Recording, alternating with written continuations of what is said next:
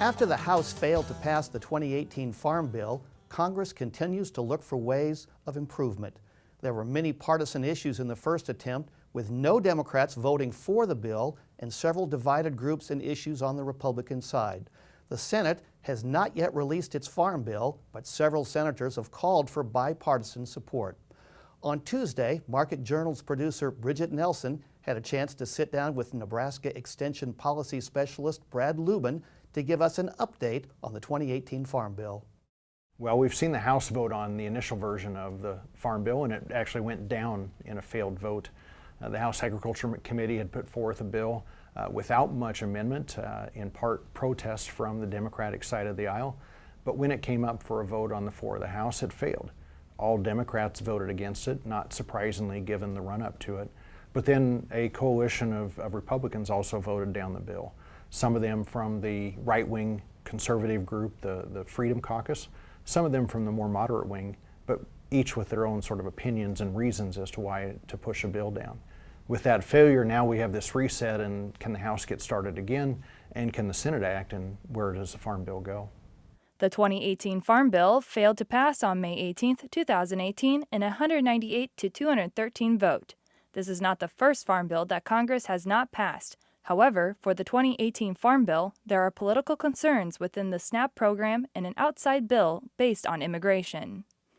The Farm Bill died on the House floor in May, in part because of immigration, but not because immigration is directly linked to the Farm Bill. Yes, immigration is important to agriculture, labor issues, and so forth.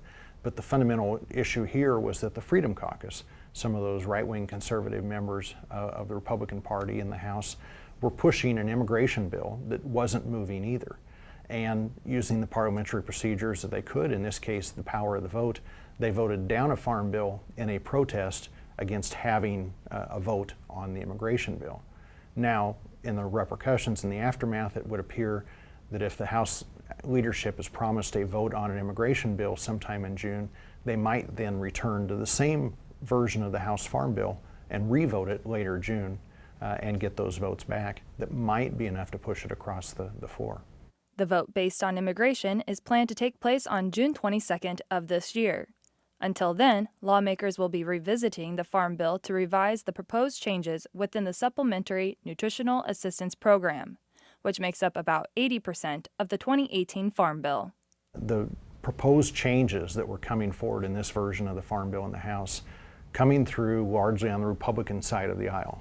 Chairman Conaway pushing a bill that asked for more cuts in assistance by tightening up eligibility rules and tightening up some of the application procedures.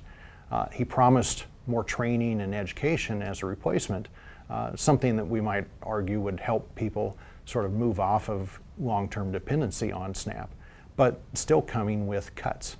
And those cuts were effectively voted down or voted against by the entire Democratic side of the aisle, and perhaps some of the moderate Republicans as well. So they lost votes because of the size of proposed reforms to SNAP.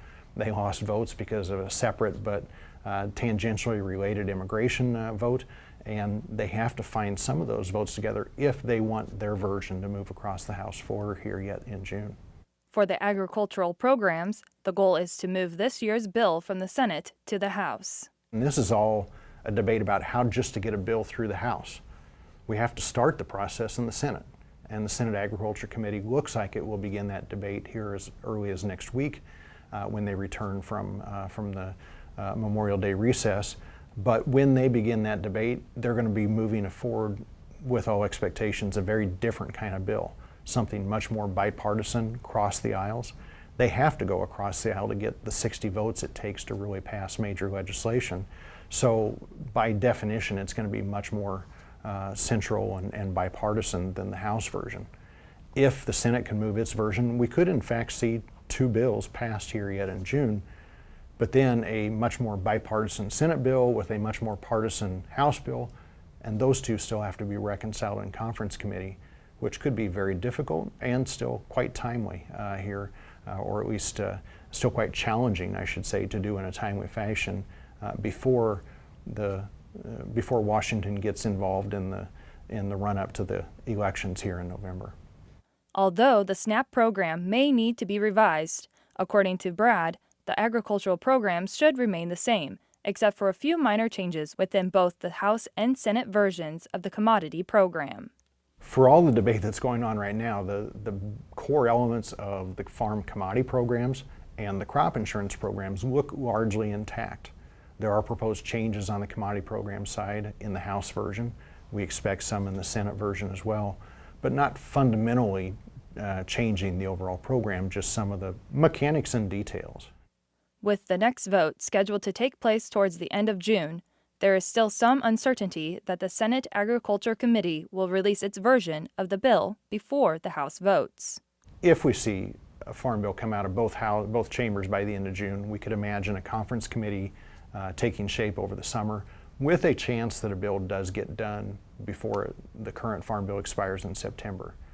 If it doesn't get done, we're effectively heading towards an extension of the current legislation, at least in the short run, perhaps with an opportunity to come back and finish this up after the election in late November, but with increasing odds that we just simply extend the bill for a year and let a new Congress debate this again next year, particularly if power shifts in the Congress after the election.